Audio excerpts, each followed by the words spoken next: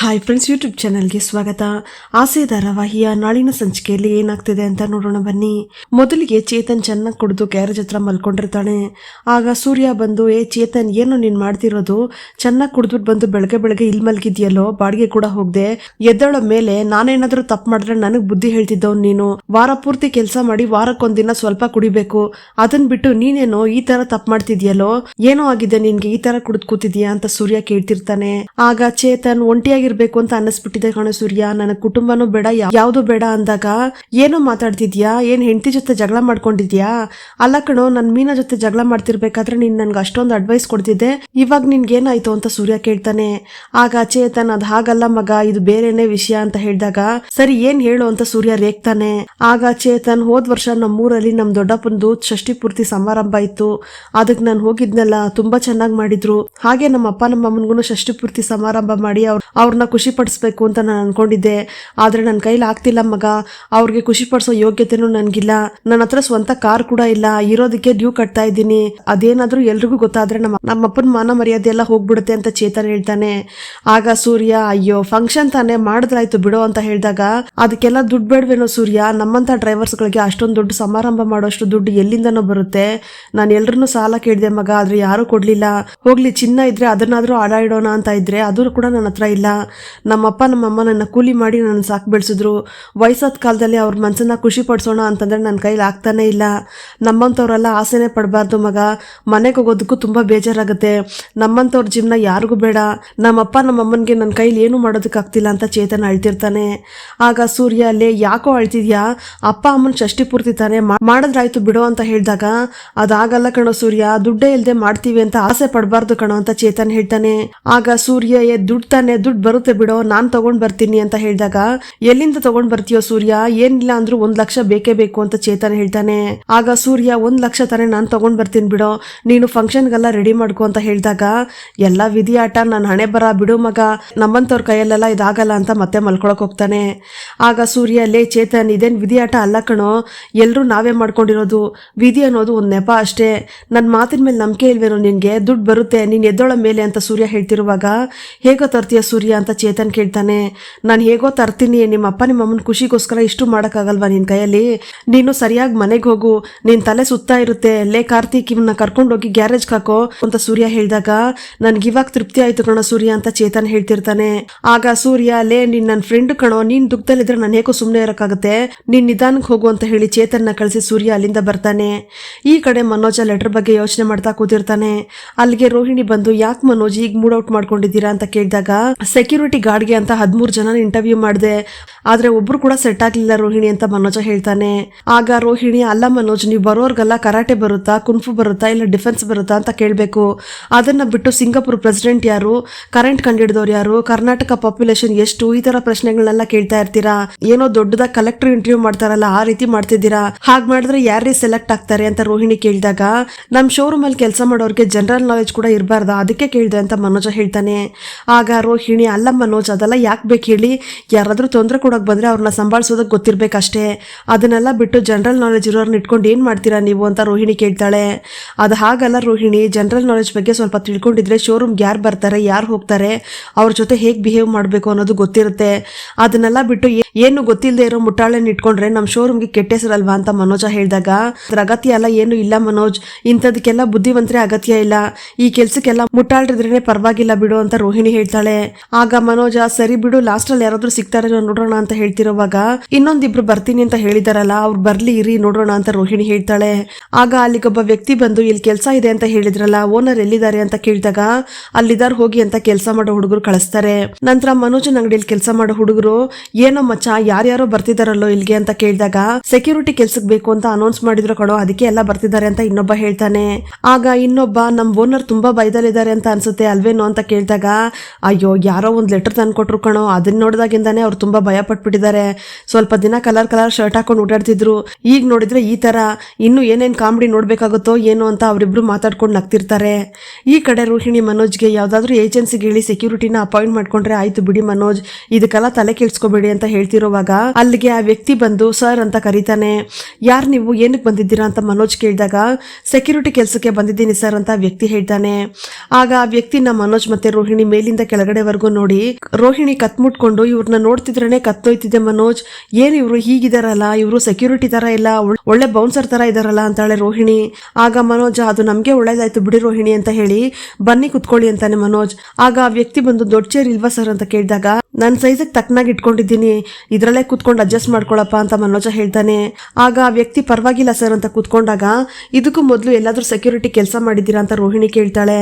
ಆಗ ಆ ವ್ಯಕ್ತಿ ಹ್ಞೂ ಸರ್ ಮಾಡಿದ್ದೀನಿ, ಒಬ್ರು ಬಿಸ್ನೆಸ್ ಮನ್ ಹತ್ರ ಮಾಡ್ತಿದ್ದೆ, ಅವರು ಫಾರಿನ್ಗೆ ಹೋಗಿ ಸೆಟ್ಲ್ ಆದ್ರು, ಮತ್ತೊಬ್ಬ ಪೊಲಿಟಿಷಿಯನ್ ಹತ್ರ ಮಾಡ್ತಿದ್ದೆ, ಅವರು ಡೆಲ್ಲಿಗೆ ಹೋಗಿ ಸೆಟ್ಲ್ ಆದ್ರು, ಈಗ ಇಲ್ಲಿಗೆ ಬಂದಿದ್ದೀನಿ ಅಂತ ಹೇಳಿದಾಗ ಪರವಾಗಿಲ್ವೇ, ನೀವು ಸೆಕ್ಯೂರಿಟಿ ಕೆಲಸ ಮಾಡಿದವರಲ್ಲ ಡೆವಲಪ್ ಆಗಿದ್ದಾರೆ, ದೊಡ್ಡ ವ್ಯಕ್ತಿ ಆಗಿದಾರಲ್ಲ ಅಂತ ಮನೋಜ್ ಕೇಳಿದಾಗ ನನ್ನ ರಾಶಿನೇ ಆಗಿದೆ ಸರ್ ಅಂತಾನೆ ಅವನು. ಆಗ ಮನೋಜ್ ನೀವೇನ್ ಓದಿದ್ದೀರಾ ಅಂತ ಕೇಳಿದಾಗ ಆ ವ್ಯಕ್ತಿ ಡಿಗ್ರಿ ಮುಗಿಸಿದ್ದೀನಿ ಸರ್ ಅಂತ ಹೇಳ್ತಾನೆ. ಆಗ ಮನೋಜ ಹಾಗಾದ್ರೆ ರಷ್ಯಾ ಪ್ರೆಸಿಡೆಂಟ್ ಯಾರು ಹೇಳಿ ನೋಡೋಣ ಅಂತ ಕೇಳಿದಾಗ ಮನೋಜ್ ಅವರು ಡಿಗ್ರಿ ಮುಗಿಸಿದಾರಲ್ಲ ಸಾಕ್ಬಿಡಿ, ನಿಮ್ ಬುದ್ಧಿವಂತಿಕೆನ ಸ್ವಲ್ಪ ಕಂಟ್ರೋಲ್ ಮಾಡ್ಕೊಳ್ಳಿ, ಎಲ್ಲಾ ಕಡೆ ಪ್ರದರ್ಶನ ಮಾಡ್ಬೇಡಿ ಅಂತ ರೋಹಿಣಿ ಹೇಳ್ತಾಳೆ. ಆಗ ಮನೋಜ ನಿಮ್ಗೆ ಈ ಜಗಳ ಎಲ್ಲ ಆಡೋದಕ್ ಬರುತ್ತಾ ಅಂತ ಕೇಳಿದಾಗ ಯಾರ ಜೊತೆ ಜಗಳ ಆಡ್ಬೇಕು ಹೇಳಿ ಸರ್ ಅಂತ ವ್ಯಕ್ತಿ ನಿಂತ್ಕೊಂಡು ಕೇಳ್ತಾನೆ. ಆಗ ಮನೋಜ ಹಾಗಾದ್ರೆ ನೀವ್ ಯಾವ್ದಾದ್ರು ಚಾಂಪಿಯನ್ಶಿಪ್ ಅಲ್ಲಿ ಇದ್ದೀರಾ ಅಂತ ಆಯ್ತು ಅಂತ ಕೇಳಿದಾಗ ಹೌದು ಸರ್ ಬಾಕ್ಸಿಂಗ್ ಅಲ್ಲಿ ಇದ್ದೀನಿ, ಈಗ್ಲೂ ಅದ್ರಲ್ಲೆಲ್ಲ ಭಾಗವಹಿಸ್ತಾ ಇರ್ತೀನಿ ಅಂತ ಹೇಳ್ತಾನೆ. ಆಗ ಮನೋಜ ಓ ಹೌದಾ, ಹಾಗಾದ್ರೆ ನಿಮ್ ವೇಟ್ ಎಷ್ಟಿದೆ ಅಂತ ಕೇಳಿದಾಗ ಮನೋಜ್ ಅದೆಲ್ಲ ನಮಗ್ ಬೇಕಾ, ನೀವು ಸುಮ್ನೆ ಇರಿ, ಇವ್ರನ್ನ ಸೆಲೆಕ್ಟ್ ಮಾಡೋದು ನನ್ಗೇನೋ ಸರಿ ಅನಿಸ್ತಿದೆ ಅಂತ ರೋಹಿಣಿ ಹೇಳ್ತಾಳೆ. ಆಗ ಮನೋಜ ಸರಿ ಹಾಗಾದ್ರೆ ನೀನ್ ಹೇಳಿದ್ರೆ ಸರಿಯಾಗೇ ಇರುತ್ತೆ ಅಂತ ಹೇಳಿ ಸರಿನಪ್ಪ, ವಾರದಲ್ಲಿ ಒಂದಿನ ಲೀವ್ ಇರುತ್ತೆ, ಬೆಳಗ್ಗೆ 10 ಗಂಟೆಗೂ ಮುಂಚೆ ನೀನ್ ಇಲ್ಲಿ ಇರ್ಬೇಕು, ರಾತ್ರಿ 10 ಗಂಟೆ ಆದ್ಮೇಲೆ ನಿಮ್ಮನ್ನ ಕಳ್ಸೋಕಾಗೋದು, ಮಧ್ಯ ಲೀವ್ ಎಲ್ಲ ಹಾಕಂಗಿಲ್ಲ, ಅಂದ್ರೆ ಒಂದ್ ವಿಷಯ ಗಮನ ಇಟ್ಟು ಕೇಳ್ಕೊ, ಇಲ್ಲಿಗೆ ಯಾರೇ ಬಂದ್ರು ಕೂಡ ಸರಿಯಾಗಿ ನೋಟ್ ಮಾಡ್ಕೋಬೇಕು, ಹಾಗೆ ಅವ್ರನ್ನ ಅಬ್ಸರ್ವ್ ಮಾಡ್ತಾನೆ ಇರ್ಬೇಕು, ಇಲ್ಲಿಗೆ ಕಳ್ಳರೆಲ್ಲ ಬರ್ತಿರ್ತಾರೆ, ಅವರೆಲ್ಲ ಇಲ್ಲಿಗೆ ಇನ್ನೊಂದ್ಸರಿ ಬರಬಾರ್ದು, ಆ ರೀತಿ ನೋಡ್ಕೋಬೇಕು ಅಂತ ಹೇಳಿದಾಗ ಸರಿ ಸರ್ ನೀವು ಅದ್ರ ಬಗ್ಗೆ ಎಲ್ಲ ಯೋಚನೆ ಮಾಡ್ಬೇಡಿ, ನಾನ್ ನೋಡ್ಕೋತೀನಿ ಅಂತ ಹೇಳ್ತಾನೆ. ಆಗ ನಿನ್ ಕೆಲಸ ನೋಡಿ ನಾನು ಸಂಬಳ ಡಿಸೈಡ್ ಮಾಡ್ತೀನಿ, ಸ್ಟಾರ್ಟಿಂಗ್ ಅಲ್ಲಿ ನಿನ್ಗೆ 10,000 ರೂಪಾಯಿ ಕೊಡ್ತೀನಿ, ನಿನ್ ಕೆಲಸ ನೋಡಿ ಸಂಬಳನ ಜಾಸ್ತಿ ಮಾಡ್ತೀನಿ ಅಂತ ಮನೋಜ ಹೇಳಿದಾಗ ಅದೆಲ್ಲ ಓಕೆ ಸರ್, ಆದ್ರೆ ನನ್ಗೆ ಸಂಬಳ ಜೊತೆ ಊಟನೂ ಕೊಡ್ಬೇಕು ಅಂತಾನೆ ಆ ವ್ಯಕ್ತಿ.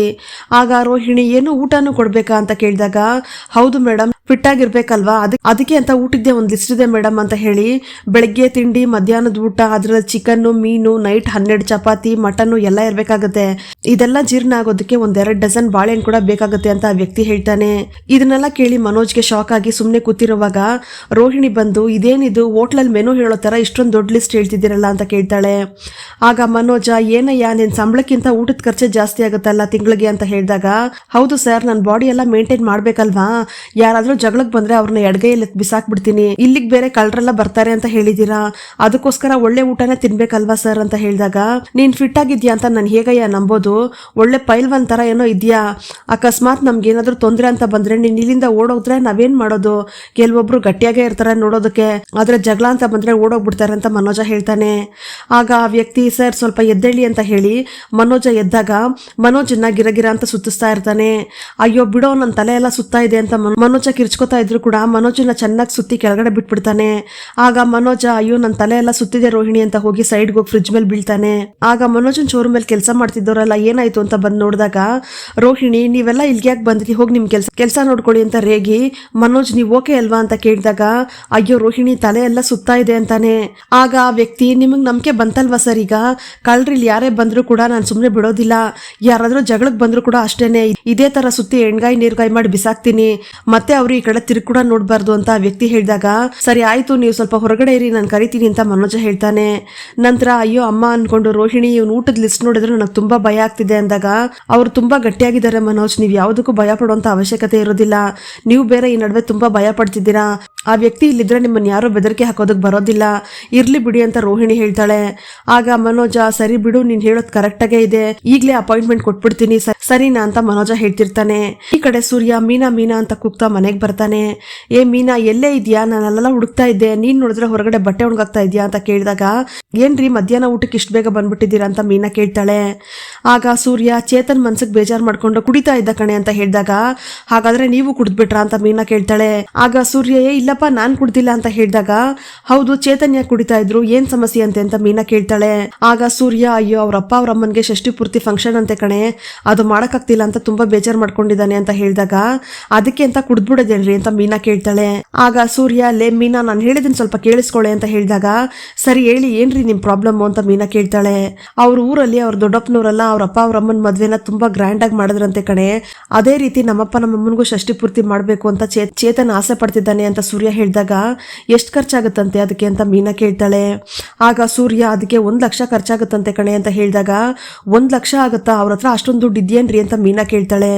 ಆಗ ಸೂರ್ಯ ಅದಿಲ್ಲ ಅಂತಾನೆ ಕಣೆ ಅವ್ನು ಕುಡಿತಾ ಕೂತಿದ್ದು ಅಂತ ಹೇಳಿದಾಗ, ಅದು ಸರಿನೇ, ದುಡ್ಡಿಲ್ಲ ಅಂತ ಹೇಳಿ ಖರ್ಚು ಮಾಡ್ಕೊಂಡು ಮತ್ತೆ ಕುಡಿಯೋದಾ, ನೀವು ಕುಡಿತಿರೋ ದುಡ್ಡೆಲ್ಲ ಮಿಕ್ಸಿದ್ರೆ ಅದ್ರಲ್ಲಿ ತುಂಬಾನೇ ದುಡ್ಡು ಉಳಿತಾಯ್ತು ಅಂತ ಮೀನಾ ಹೇಳ್ತಾಳೆ.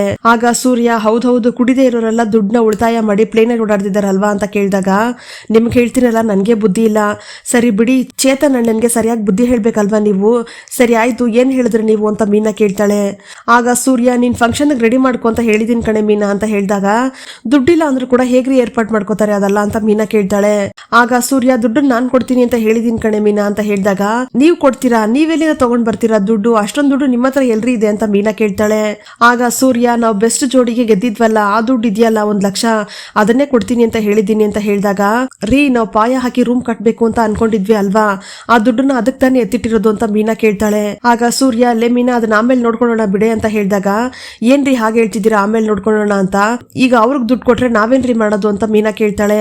ಆಗ ಸೂರ್ಯ ಲೇ ಮೀನಾ ಚೇತನ್ ಕುಡಿದ್ಬಿಟ್ಟು ಬೇಜಾರ್ ಮಾಡ್ಕೊಂಡು ಮಲಗಿದ್ದ ಕಣೆ, ನಾನು ದುಡ್ಡು ಕೊಡ್ತೀನಿ ಅಂತ ಹೇಳ್ಬಿಟ್ಟಿದ್ದೀನಿ ಅಂತ ಹೇಳಿದಾಗ, ನಾವು ರೂಮ್ ಕಟ್ಟೋದ್ ಮುಖ್ಯನಾ ಅಥವಾ ಅವ್ರೆಲ್ರಿಗೂ ಊಟ ಹಾಕ್ಸೋದ್ ಮುಖ್ಯನಾ, ಚೇತನ್ ಅವ್ರಿಗೆ ನಮಗೂ ಮಲ್ಗೋದಕ್ಕೆ ರೂಮ್ ಇಲ್ಲ ಅಂತ ಗೊತ್ತು ತಾನೆ, ಗೊತ್ತಿದ್ರು ಅಷ್ಟೊಂದು ದೊಡ್ಡ ಫಂಕ್ಷನ್ ಯಾಕ್ರಿ ಮಾಡ್ಬೇಕು, ಸಿಂಪಲ್ ಆಗಿ ಮಾಡ್ಬೋದಾಗಿತ್ತಲ್ಲ, ದುಡ್ಡಾದ್ರೂ ಉಳಿತಿತ್ತು ಅಂತ ಮೀನಾ ಹೇಳ್ತಾಳೆ.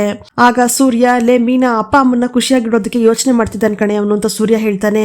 ಆಗ ಮೀನಾ ಕಷ್ಟಪಟ್ಟು 1 ಲಕ್ಷನ ಗೆದ್ದಿದ್ದೀವಿ, ಅದ್ರಲ್ಲಿ ರೂಮ್ ಕಟ್ಟೋದ್ ಬಿಟ್ಟು ಅವ್ರಿಗೆ ಕೊಟ್ರೆ ನಾವು ಹೇಗ್ರಿ ರೂಮ್ ಕಟ್ಟೋದಕ್ಕಾಗತ್ತೆ ಅಂತ ಕೇಳಿದಾಗ, ನೋಡೆ ಮೀನಾ ಸರಿಯಾಗಿ ಕೇಳಿಸ್ಕೊ, ರೂಮ್ ಬೇಕಾದ್ರೆ 2 ತಿಂಗಳು ಬಿಟ್ಟು ಕಟ್ಬೋದು, ಆದ್ರೆ ಅವನು ಅವ್ರ ಅಪ್ಪ ಅವ್ರಮ್ಮನ ಷಷ್ಠಿ ಪೂರ್ತಿನ ಈಗ್ಲೇ ಮಾಡ್ಬೇಕು, ಈ ಟೈಮ್ ಬಿಟ್ರೆ ನಾಳೆ ಈ ತರ ಎಲ್ಲ ಫಂಕ್ಷನ್ ಮಾಡೋದಕ್ಕಾಗಲ್ಲ ಕಣೆ, ಚೇತನ್ ಅವ್ರ ದೊಡ್ಡಪ್ಪನ್ಗೆ ದೊಡ್ಡದಾಗಿ ಫಂಕ್ಷನ್ ಮಾಡಿದ್ದಾರೆ, ಅದೇ ರೀತಿ ಇವ್ರ ಅಪ್ಪ ಅವ್ರ ಅಮ್ಮನ್ಗೂ ಮಾಡ್ಬೇಕು ಅಂತ ಅವ್ನು ಆಸೆ ಪಡ್ತಿದ್ದಾನೆ ಅಂತ ಸೂರ್ಯ ಹೇಳ್ತಾನೆ.